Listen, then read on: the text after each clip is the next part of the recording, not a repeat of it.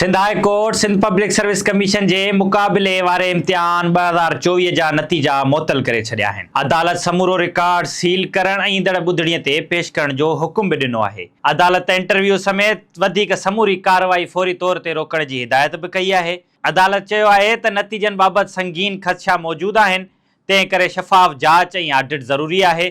Sindh public service commission जे नतीजनि जे ख़िलाफ़ शुरू थियल एहतजाज हाणे हिकु वॾे सियासी, समाजी ऐं अदालती मामले जी शक्ल इख्तियार करे वियो आहे। हज़ारे शागिर्दनि, उम्मीदवारनि, सियासी कारकुननि ऐं सिविल सोसाइटी पारां सिंध जे मुख़्तलिफ़ शहरनि में एहतजाजी मुज़ाहिरा कया विया, जॾहिं त हैदराबाद में शागिर्दनि जो हिकु वॾो एहतजाजी मार्च पिणु थियो, जंहिं में सिंध पब्लिक सर्विस कमीशन जे नतीजनि खे रद्द करण ऐं शफ़ाफ़ जांच कराइण ऐं चेयरमैन वसीम अहमद खे हटाइण जा मुतालबा साम्हूं आया। हाणे इन सॼे मामले ते अदालत हिकु अहम हुकुम जारी करे छॾियो आहे, जंहिं बाद सिंध पब्लिक सर्विस कमीशन जो मुस्तक़बिल, मेरिट जो सवाल ऐं ईंदड़ भर्तियुनि बाबति बेस वधीक तेज़ थी वियो आहे। अदालत पंहिंजे उबूरी हुकुम में सिंध पब्लिक सर्विस कमीशन जे मुक़ाबिले वारे इम्तिहान 2024 जे नतीजनि खे मुअत्तल कंदे चयो आहे त नतीजनि बाबति संगीन ख़दशा साम्हूं आया आहिनि। कुझु उम्मीदवारनि दावा कई आहे त खेनि बिना कानूनी जवाज़ जे नाकाम करार ॾिनो वियो आहे। इंसाफ़ जे मुफ़ाद में नतीजनि जो ऑडिट ज़रूरी आहे त जीअं उम्मीदवारनि सां थियल मुमकिन नाइंसाफ़ी साम्हूं अची सघे। अदालत वधीक हुकुम ॾिनो आहे त मुक़ाबिले वारे इम्तिहान 2024 जो समूरो रिकॉर्ड सील कयो वञे ऐं उहो रिकॉर्ड ईंदड़ ॿुधड़ीअ ते अदालत में पेश कयो वञे।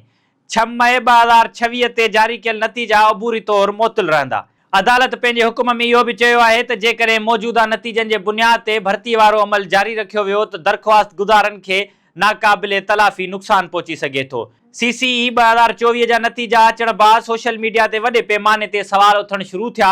केतिरनि ई उम्मीदवारनि दावा कई त मेरिट खे नज़रअंदाज़ कयो वियो, क़ाबिल उम्मीदवारनि खे नाकाम कयो वियो, कुझु मनपसंद माण्हुनि खे फ़ाइदो ॾिनो वियो। जल्दी उहो एहतजाज सोशल मीडिया खां निकिरी रोडनि ते अची वियो। हैदराबाद, कराची, सखर, लाड़काणू, मीरपुर ख़ास ऐं ॿियनि शहरनि में शागिर्दनि ऐं नौजवाननि एहतजाजी मुज़ाहिरा कया। हैदराबाद में थियल हिकु वॾे एहतजाज में हज़ारे शागिर्दनि शिरकत कई ऐं नारेबाज़ी कंदे चयो त सिंध जे नौजवाननि जे मुस्तक़बिल सां खेॾणु बंदि कयो वञे। एहतजाज कंदड़नि जो चवणु हो त जेकॾहिं इम्तिहान शफ़ाफ़ हुआ त पोइ नतीजनि जो आज़ाद ऑडिट छो नथो करायो वञे, जवाबी कापियूं छो ज़ाहिर नथियूं कयूं वञनि, मार्किंग जो निज़ाम पधिरो छो नथो कयो वञे। एहतजाज दौरान सिंध पब्लिक सर्विस कमीशन जे चेयरमैन वसीम अहमद ते पिणु शदीद तनक़ीद कई वई। मुज़ाहिरीन इल्ज़ाम लॻायो त संदसि दौर में कमीशन जी साख वधीक मुतासिर थी आहे। हाणे जॾहिं वसीम अहमद जो मुद्दो बि मुकमिल थियण वारो आहे त सिंध में इहो सवाल शिदत सां उभरी रहियो आहे त ईंदड़ चेयरमैन केरु थींदो।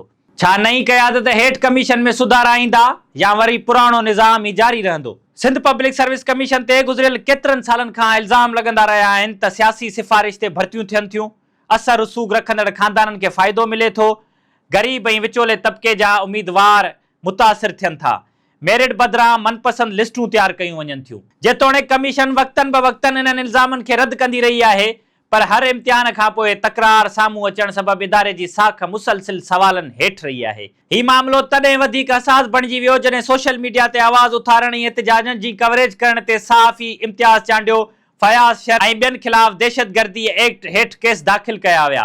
सिंध जे सहाफ़ती, सियासी ऐं समाजी हल्कनि इन अमल जी सख़्त तनक़ीद जो निशानो बणायो। केतिरनि माण्हुनि चयो त मेरिट जी ॻाल्हि करणु दहशतगर्दी न आहे। नौजवाननि जे आवाज़ दॿाइण सां मसइला ख़तम न थींदा। उन्हनि केसनि ख़िलाफ़ पिणु सिंध जे मुख़्तलिफ़ शहरनि में एहतजाज थिया ऐं सहाफ़ती तंज़ीमुनि उनखे इज़हार जी आज़ादीअ ते हमिलो करार ॾिनो। सिंध में सरकारी नौकरियुनि जा मौक़िया महदूद आहिनि। हज़ारे नौजवान सालनि ताईं तयारी करे मुक़ाबिले वारा इम्तिहान ॾियनि था।